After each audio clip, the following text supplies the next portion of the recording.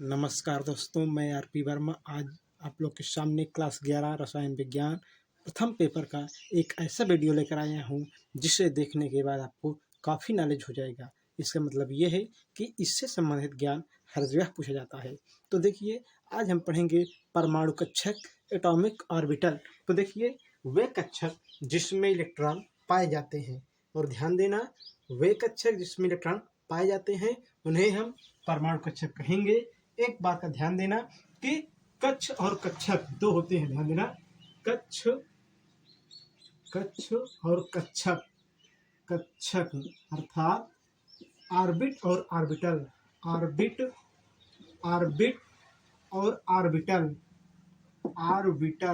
ध्यान देना, दोनों में अंतर होता है। जैसे हम बात करें कि एक परमाणु की इस प्रकार संरचना है और ये परमाणु के चारों ओर का क्या है, बाह्य भाग है। तो देखिए, ये क्या है, नाभिक है। ये परमाणु का नाभिक है और ये इसकी बाहर की कक्षाएं हैं। तो देखिए, कोई परमाणु है, परमाणु का नाभिक ये है और नाभिक के चारों ओर का जो एरिया है, जो सराउंडिंग है, उसे हम नाभिक की कक्षाएं कहते हैं। तो हमने इस बात को समझा। अब हम बात करेंगे कक्ष और कक्षक क्या होते हैं। तो देखिए, इन्हें हम कोश और उपकोश भी कहते हैं।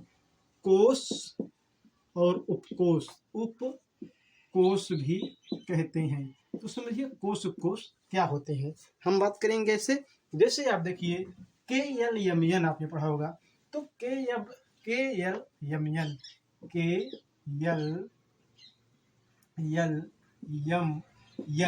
ये सभी क्या है, ये कोश है। ये पहला कोश, दूसरा कोश, तीसरा, चौथा, इस प्रकार के कोश होते हैं। अगर चाहेंगे तो हम आगे भी इन्हें बढ़ा सकते हैं। OPQ, इस प्रकार इनकी संख्या बढ़ेगी। तो 5वां, 6वां, 7वां इस प्रकार होगा।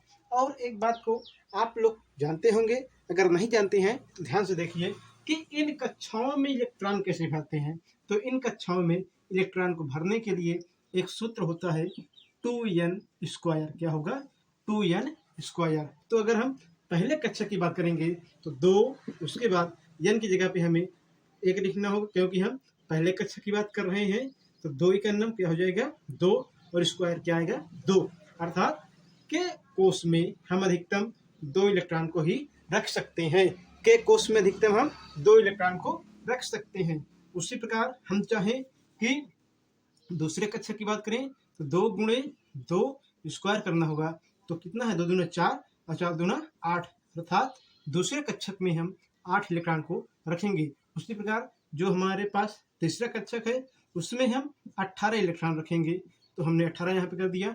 चौथा कक्षक है, उसमें कितना हम करेंगे, 32 हो जाएगा। कितना होगा, 32 होगा। 4 दूना 8, तो कितना होगा, आप देखिए, 2 चौक 8 हो गए और स्क्वायर करेंगे तो आप 32 हो जाएगा। तो मतलब ये है कि 32 इलेक्ट्रॉन यहाँ पे होगा। तो आपने इसको देखा, 2n² मेन सूत्र है, आप इन्हें इसको देख लिया। तो इसके अनुसार पहले कक्षक में 2 इलेक्ट्रॉन, दूसरे में 8, तीसरे में 18, चौथे में 32, ये हो गए। उसी प्रकार इसमें भी संख्या बढ़ती जाएगी। तो आप इसके अनुसार इन संख्याओं का भी, इन कक्षकों के मान आप लोग ज्ञात कर लेंगे। तो आपने समझा, इसको हम कहते हैं कक्षक। इसे हम क्या कहेंगे, तो इस प्रकार के जो आपके पास सामने रचनाएं दिखाई दे रही हैं, इनको हम ऑर्बिटल या ऑर्बिट कहते हैं। ध्यान देना, इसे हम ऑर्बिट कहेंगे, कोश कहेंगे या कक्षक कहेंगे, कक्ष कहेंगे। अब बात करते हैं हम अगली हेडिंग की, जो लिखा गया है आपके सामने कि उपकोश या ऑर्बिटल, या आप क्या कहोगे कि कक्षक क्या है। तो आप एक बात ध्यान देना कि जो परमाणु कक्षक होते हैं वे 4 प्रकार के होते हैं। उन्हें हम ऑर्बिटल या उपकोश भी कहते हैं।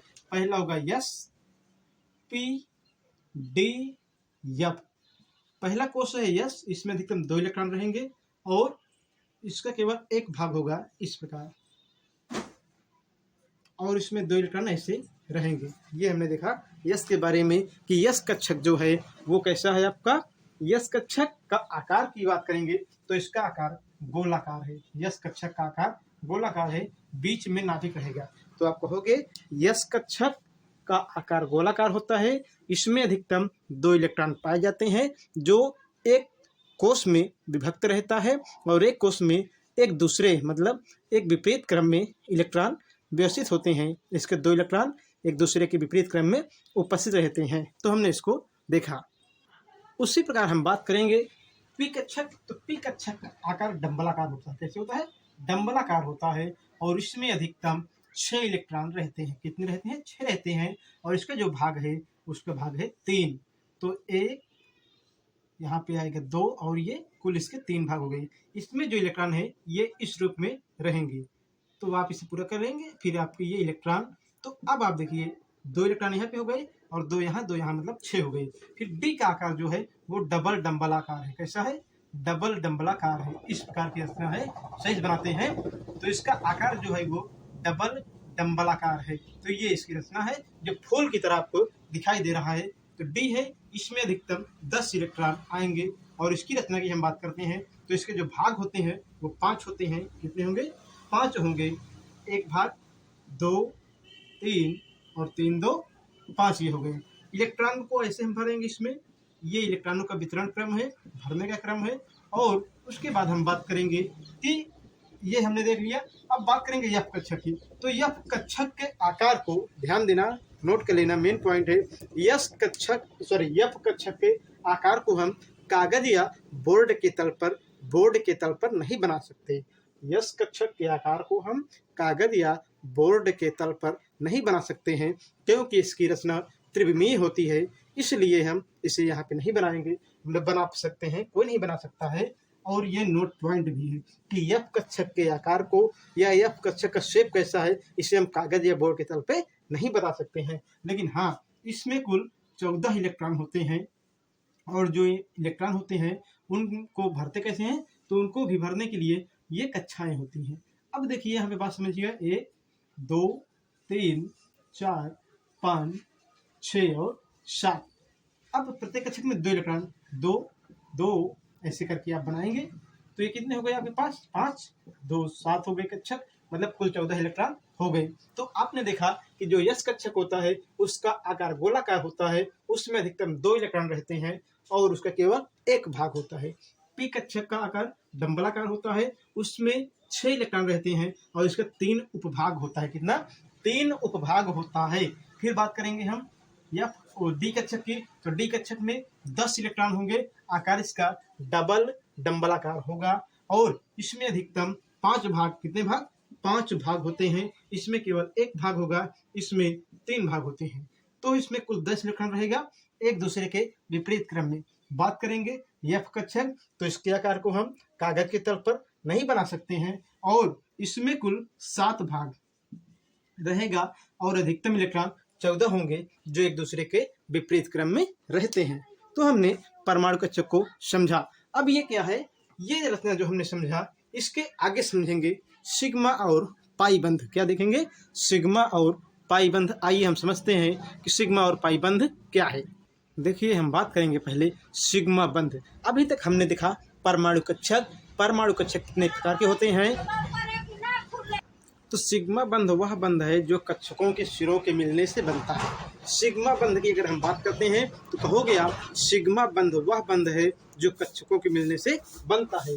जैसे देखिए, यस कक्षक का आकार गोलाकार होता है, ये हमने भी पढ़ा था। तो ये क्या है आपका?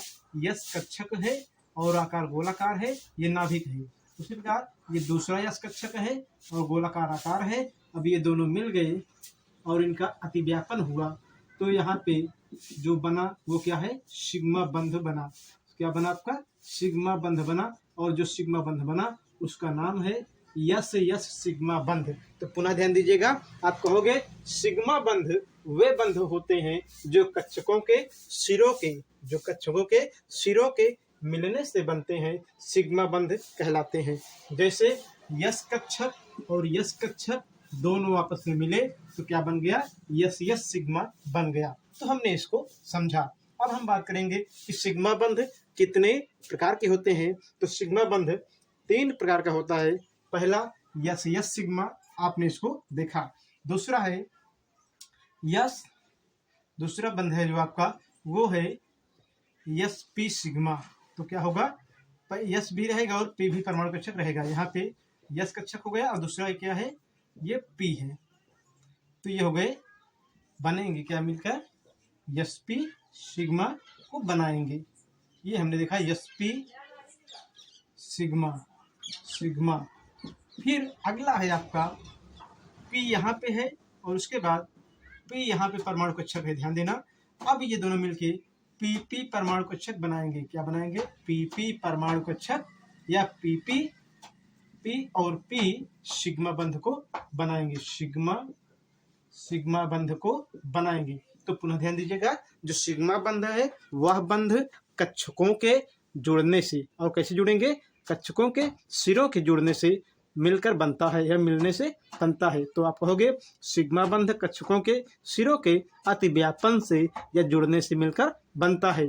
सिग्मा बंध में आप समझेंगे, जैसे ये यस कक्षक है और ये यस कक्षक है, तो यस यस सिग्मा बना। ये सिग्मा बंध जो होते हैं आपके 3 प्रकार के होते हैं। पहला होगा आपका sp सिग्मा, ध्यान देना, पहला होगा आपका sp सिग्मा।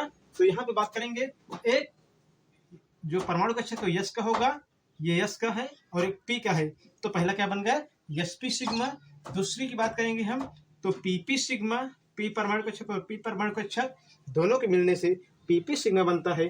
तीसरा है आपका या क्या यहाँ पे यस यस सिग्मा। तो यस परमाणु कक्षक और यस परमाणु कक्षक के मिलने से जो सिग्मा बंध बनता है उसे हम क्या कहेंगे? उसे हम कहेंगे यस यस सिग्मा बंध कहेंगे।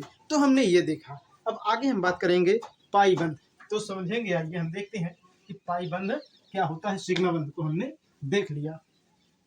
तो पाई बंध की अगर हम बात करेंगे यहाँ पर, तो पाई बंध देखेंगे हम, पाई बंध। तो देखिए, पाई बंध वे बंध होते हैं जो कक्षकों के बगल से या पार्श्वीय अतिव्यापन।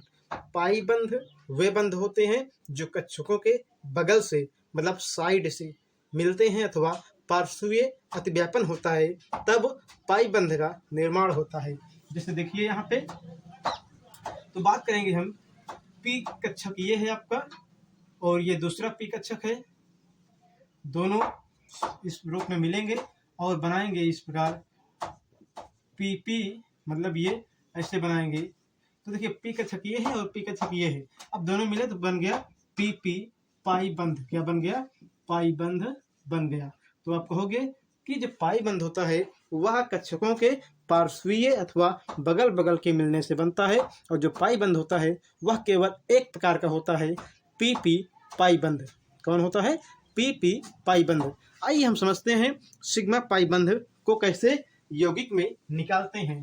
तो देखिए, पहला प्रश्न है कि सिग्मा में, सॉरी, बेंजीन में सिग्मा और पाई बंध कितने होते हैं। तो देखिए, ये हमारे पास क्या है? बेंजीन है। ये जो रचना है ये है बेंजीन, ये है बेंजीन।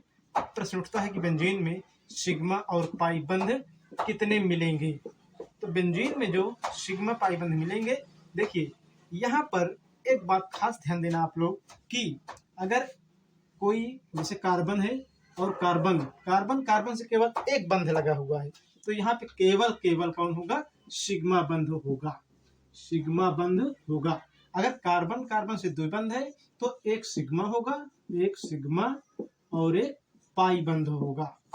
उसी प्रकार अगर कार्बन कार्बन से 3 बंध लगा हुआ है, यानी त्रिबंध लगा हुआ है, तो यहाँ पे क्या होगा? एक सिग्मा होगा, चाहे इसको ऐसे कर दो, एक सिग्मा होगा और 2 पाई होंगे। फिर से बात को समझिए। आप कहोगे अगर कोई कार्बनिक यौगिक है तो कार्बन और कार्बन में अगर सिग्मा बंध मिलता है, अर्थात एकल बंध मिलेगा, तो क्या होगा? वह सिग्मा बंध होगा। किसी कार्बन के साथ अगर 2 कार्बन जुड़े हुए हैं, वहां पर द्विबंध लगा हुआ है, तो एक सिग्मा होगा और एक पाई होगा। त्रिबंध की बात करेंगे, 3 बंध की बात करते हैं, तो एक बंध सिग्मा होगा, 2 पाई होगा। जैसे यहाँ पे हम बात करते हैं मेथेन। तो मेथेन में जो कार्बन है उससे सभी एकल बंध लगे हुए हैं। कौन है? एकल बंध लगा हुआ है, एकल बंध लगा हुआ है, अर्थात मेथेन में क्या मिलता है? केवल सिग्मा बंध मिलता है। कौन? सिग्मा बंध मिलता है। तो मेथेन में हमने देखा कि सिग्मा बंध मिलेगा। उसी प्रकार देखिए एथेन में, ये है एथेन। एथेन में कौन बंध मिल रहा है भाई? यहाँ पे एथेन में सिग्मा बंध मिल रहा है, क्योंकि कार्बन कार्बन से एकल बंध लगा हुआ है। जब कार्बन कार्बन से एकल बंध लगा होगा तो क्या मिलेगा आपको? सिग्मा बंध मिलेगा। उसी प्रकार देखिए आप यहाँ पर कि अगर जैसे आपके सामने ये रचना मिले तो क्या होगा। अब कहोगे एक सिग्मा और एक सिग्मा, अर्थात एथाइन में 3 सिग्मा, कितने 3 सिग्मा बंध और 1 2 3 सिग्मा बंध हो गए और 2 पाई बंध, कितना है 2 पाई बंध है। तो आपने ये बताया। बात करते हैं एथिलीन में। तो देखिए एथिलीन में क्या होगा, एथिलीन में हम बात करेंगे 1 2 3 4 5, तो 5 क्या हो गए आपके पास, 5 हो गए सिग्मा, 5 बंध की तो क्या हो गए सिग्मा हो गए, और क्या हो गया यहाँ पे एक बंध हो गया बंध पाई, एक बंध पाई मिला। उसी प्रकार अगर हम बेंजीन की बात करेंगे तो 1 2 3 4 5 6, अर्थात कार्बन से बेंजीन रचना में कार्बन से जितने हाइड्रोजन लगे हुए हैं पहले हम उसे गिनेंगे 1 2 3 4 5 6, अर्थात 6 सिग्मा ये मिल गया। 1 2 3 4 5 6, एकल बंध कितना है 6, अर्थात 12 सिग्मा, कितने हो गए 12 सिग्मा, 12 सिग्मा मिल गए। और 1 2 3 मतलब 3 पाई बंध मिल गए। तो जो बेंजीन है उसमें क्या है 12 सिग्मा बंध है और 3 पाई बंध है। हमने इस बात को समझ लिया अच्छी तरह से। अब आइए हम समझते हैं इसके आगे 2-3 यौगिक को और कि उसमें सिग्मा बंध और पाई बंध कैसे है। जैसे एक उदाहरण है आपके सामने 1,3 ब्यूटाडाइन। कौन है 1,3 ब्यूटाडाइन। तो देखिए 1 मतलब पहले कार्बन लिख लेंगे आप 1,3 ब्यूटाडाइन।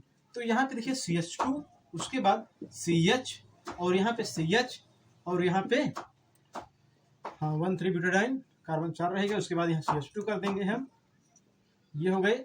अब देखिए कार्बन बैलेंस 4 होती है, इसलिए हम क्या करेंगे 1 और इस पे क्या लगा देंगे डबल बंध को लगा देंगे। तो यहाँ पे देखिए इसकी रचना को आप ऐसे भी लिख सकते हो ये, और इसको ऐसे लिख सकते हो। अब देखिए एक बंध ये है 1 2 3 4 5 6 7 8 9, फिर से गिनते हैं 1 2 3 4 5 6 7 8 9, तो 9 क्या हो गए सिग्मा, 9 बंध क्या हो गए सिग्मा बंध, और 2 बचा है 1 और 1 2 पाई, ये हो गए। उसी प्रकार CO2 की बात करते हैं तो CO2 में क्या है CO2, तो 1 और 1 अर्थात 2 सिग्मा बंध हो गए और 2 पाई बंध हो गया, 2 सिग्मा और 2 पाई बंध हो गए। तो इस प्रकार हमने देखा कि यौगिकों में हम सिग्मा पाई बंध को कैसे निकालते हैं। आइए हम देखते हैं यूरिया में सिग्मा पाई बंध को कैसे निकाला जाता है। यूरिया में सिग्मा पाई बंध को कैसे निकालते हैं, तो देखिए ये है सूत्र यूरिया का, HN ऑक्सीजन के साथ द्विबंध, उसके बाद यहाँ पे H2, तो ये है यूरिया 1 2 3 4 5 6 7, तो 7 क्या है सिग्मा बंध है, सिग्मा और 1 पाई। पुनः ध्यान दीजिए इस बात को आप कि अगर एक बंध रहेगा तो केवल सिग्मा बंध होगा, सिग्मा बंध होगा, द्विबंध होगा तो 1 सिग्मा 1 पाई, और अगर त्रिबंध होगा तो 1 सिग्मा और ये दोनों क्या होंगे पाई बंध होंगे। बस इसी का आप लोग ध्यान देना, बाकी काम हो जाएगा। अब हम बात करेंगे संकरण के बारे में, जो पहले भाग में हमने पढ़ा था, लेकिन कुछ बातें रुकी हुई थी उन्हें हम समझ नहीं पाए थे, अब उनका भी हम जिक्र यहाँ पर करेंगे। तो पहले हम बात करेंगे संकरण को बंध के आधार पर कैसे समझते हैं। तो देखिए अगर कार्बन कार्बन के बीच में एकल बंध है तो क्या होगा sp संकरण होगा। कौन होगा sp3 संकरण होगा। जैसे मीथेन, ये है मीथेन, तो आपने देखा इसमें का क्या है sp संकरण, sp3 संकरण है। उसी प्रकार यहाँ पर एथेन में भी sp3 संकरण है, मीथेन और एथेन में sp3 संकरण है। बात करते हैं हम दूसरा, तो ये कार्बन के साथ द्विबंध होगा तो क्या होगा sp2 संकरण, क्या होगा sp2 संकरण। जैसे ये इसमें है sp2 संकरण। अगर कार्बन कार्बन के साथ 3 बंध होगा तो sp3 संकरण होगा। जैसे ये आपके पास रचना है तो इसमें क्या है, इसमें है sp3 संकरण। तो देखिए अगर कार्बन कार्बन के बीच में एकल बंध होगा जैसे मेथेन और एथेन तो वहाँ पर sp3 संकरण होगा। कार्बन कार्बन के बीच द्विबंध होगा तो sp2 संकरण होगा। और कार्बन कार्बन के बीच 3 बंध होगा तो वहाँ पर क्या होगा, वहाँ पर आपका होगा sp संकरण होगा। जैसे इथिलीन में क्या मिलता है आपका, ये आप देखिएगा यहाँ पर जो आपने समझा sp3 sp2 sp, तो यहाँ पे sp संकरण मिलेगा। जैसे आपने ZnCl2 में देखा था वैसे यहाँ पे भी होगा। अब हम बातें आगे करेंगे तो देखिए उसमें क्या होगा।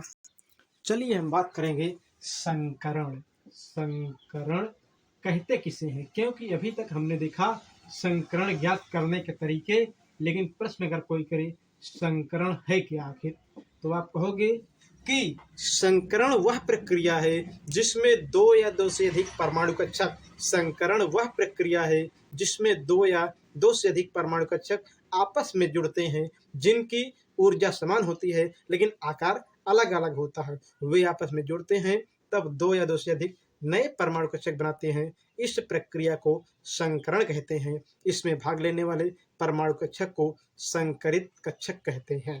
तो फिर से सुनिएगा, संकरण वह प्रक्रिया है जिसमें 2 या 2 से अधिक परमाणु कक्षक जिनके आकार अलग अलग लेकिन ऊर्जा लगभग समान होती है वे भाग लेते हैं या मिलते हैं, मिल करके 2 या 2 से अधिक नए परमाणु कक्षक बनाते हैं। इस प्रक्रिया को हम संकरण कहते हैं और इसमें भाग लेने वाले कक्षक को हम संकरित कक्षक कहते हैं। देखिए संकरण जो है आपका वो होता तो है 7 प्रकार का, लेकिन आपको पढ़ना है केवल 3 प्रकार के संकरण को। तो पहला पढ़ेंगे हम sp संकरण, दूसरा है sp2 संकरण, तीसरा है sp3 संकरण। तो होते हैं 7, लेकिन हमको यहाँ पे पढ़ना है केवल 3 प्रकार के संकरण को। तो आइए हम बात करते हैं sp संकरण की। तो sp संकरण वह संकरण है, sp संकरण वह संकरण है जिसमें एक s परमाणु कक्षक, जिसमें एक s परमाणु कक्षक और एक p परमाणु कक्षक भाग लेता है तब sp संकरण बनता है। पुनः ध्यान दीजिएगा, sp संकरण वह संकरण है जिसमें एक s परमाणु कक्षक और एक p परमाणु कक्षक भाग लेता है या भाग लेकर मिलते हैं और नए कक्षक बनाते हैं तो उसे हम sp संकरण कहते हैं। और इसमें जो यौगिक या अणु की रचना होगी, वह या उसकी रचना होगी आपकी रेखीय। कैसी होगी? रेखीय होगी और उसके बीच का जो एंगल या कोण होगा वह 180 डिग्री का होगा। तो आप कहोगे कि आपने यहाँ तक ये चीज समझा। फिर से सुनिएगा, आपसे यदि कोई कहे कि sp संकरण क्या है तो आप कहेंगे sp संकरण वह संकरण है जिसमें s परमाणु कक्षक और p परमाणु कक्षक आपस में मिलते हैं और समान ऊर्जा के 2 या 2 से अधिक परमाणु कक्षक बनाते हैं। इस प्रकार के उदाहरण अथवा यौगिक में अणुओं की संरचना रेखीय होती है और इनके बीच का जो कोण होता है वह 180 डिग्री का होता है।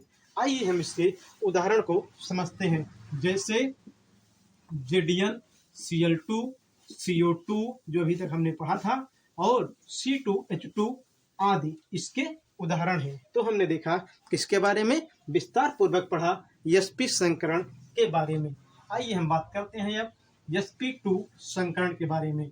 इसके sp2 संकरण, तो आप कहोगे sp2 संकरण वह संकरण है जिसमें एक s परमाणु कक्षक होगा। क्या होगा? एक s परमाणु कक्षक होगा, कक्षक और 2 p परमाणु कक्षक होंगे, परमाणु कक्षक होगा।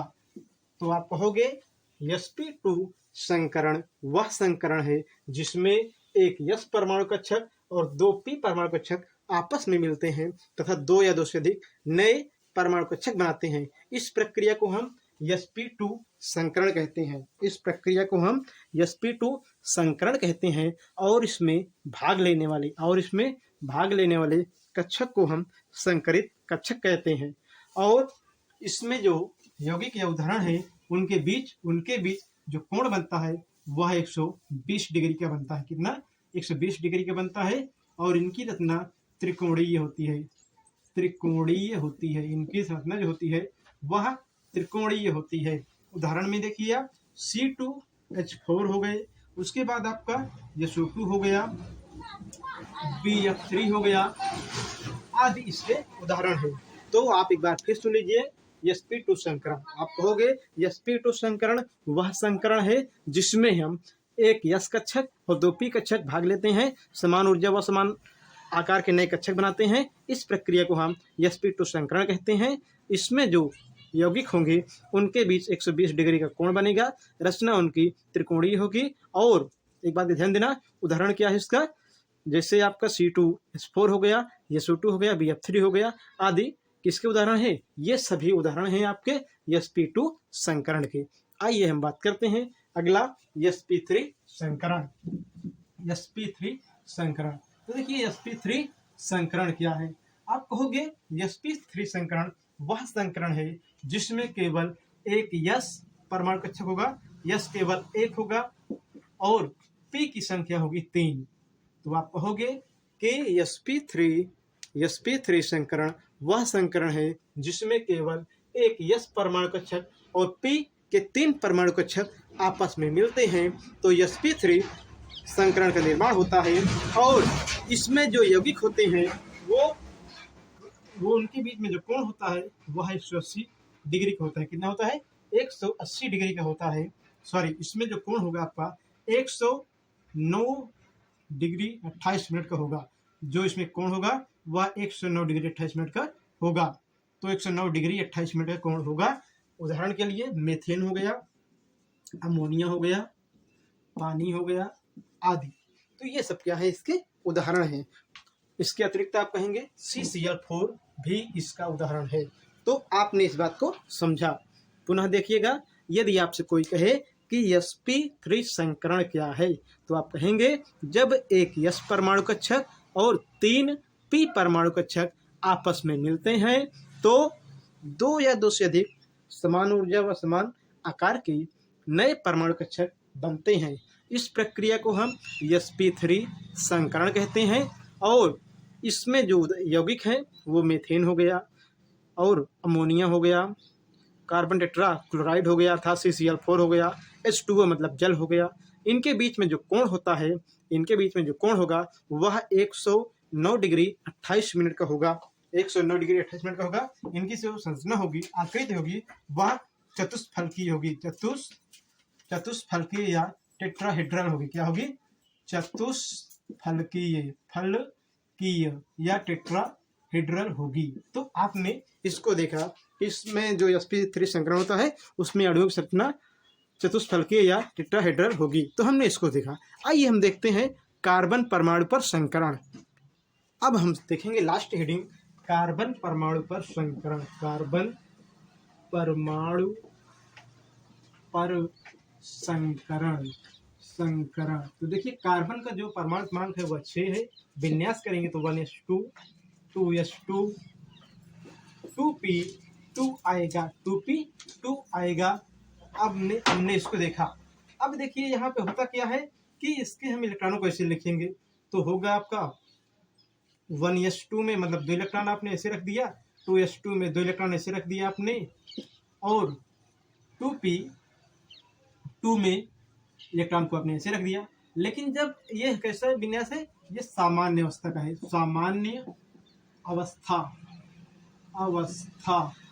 अगर हम बात करेंगे स्टेट मतलब उत्तेजित अवस्था, तो होगा यही चीज, लेकिन इलेक्ट्रॉन यहाँ से जंपिंग करेगा, इसलिए 1s2 जो उसका नया विन्यास होगा 2s2 2p3। लेकिन ध्यान से देखिएगा, कक्षक में व्यवस्थित करने के लिए हम ऐसे ही रखेंगे ये, और ये रचना बनाएगी। एक बात का आप ध्यान देना कि जो पी कक्षक है उसमें आपके पास कितने आ गए? 3 आ गए। पहले हम इसके 3 भाग को अब बनाना पड़ेगा, इनके 3 भाग को हम ऐसे बना लेंगे। ये इनके कितने 3 भाग हो गए, 3 इलेक्ट्रॉन को हमने लिख दिया। इसमें भी आप सामान्य अवस्था यहाँ लिख दो, अवस्था, 3 भाग को बनाएंगे आप। अब देखिए पहला, दूसरा, तीसरा, तो 2 इलेक्ट्रॉन इसमें हो गए, तीसरा इसमें आ गया, मतलब 3 हो गए। अब देखिए जब हमने इसको उत्तेजित किया, लिख देंगे उत्तेजित, उत्तेजित अवस्था, अवस्था, उत्तेजित अवस्था। जब हमने इस पे कर दिया तो यहाँ का इलेक्ट्रॉन जंप करके इसमें आ गया, अर्थात इसमें आपको ऐसे रचना दिखाई देगी, ऐसे ये रचना दिखाई देगी। इसको आप ऐसे बना लो, ये। अब देखिए ये कौन सा कक्षक है, ये यस कक्षक है और ये क्या है, पी कक्षक है। अब देखिए यस कक्षक से एक इलेक्ट्रॉन निकलेगा और पी से एक निकलेगा, तो एक इलेक्ट्रॉन यहाँ का आया और एक इलेक्ट्रॉन यहाँ का आया, तो बन गया sp संकरण।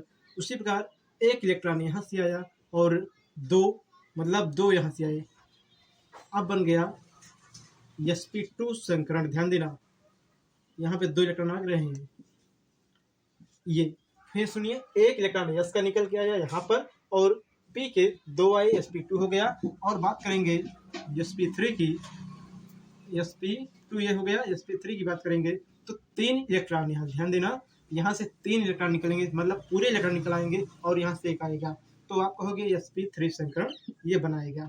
कक्षक वही होंगे, इस प्रकार इनको हम बना लेते हैं, वितरित कर देते हैं ये। अब यहाँ पे कुल कितने इलेक्ट्रॉन हो गए, यहाँ पे हो गए 3 इलेक्ट्रॉन, ये 3। अब यहाँ पे 4 होंगे टोटल इलेक्ट्रॉनों की संख्या। तो अब समझिए, इसको हमने इस रूप में कर दिया, कम समझ में आ रहा होगा, लेकिन समझिए, यस कक्षक से एक इलेक्ट्रॉन निकला, पी से एक इलेक्ट्रॉन निकला, इसलिए sp संकरण बना। फिर यस कक्षक से एक इलेक्ट्रॉन निकला, पी से 2 इलेक्ट्रॉन निकला, sp2 बना। यस से 1 निकला और पी से 3 निकले, sp3 संकरण बना। इस प्रकार हमने देखा कार्बन परमाणु पर संकरण। तो आज की वीडियो में हमने बहुत कुछ जानकारी कर लिया है, बहुत चीज सीख लिया है। आज की वीडियो यहीं पे समाप्त करते हैं। अगले बार या अगले वीडियो में हम इसके आगे पढ़ेंगे।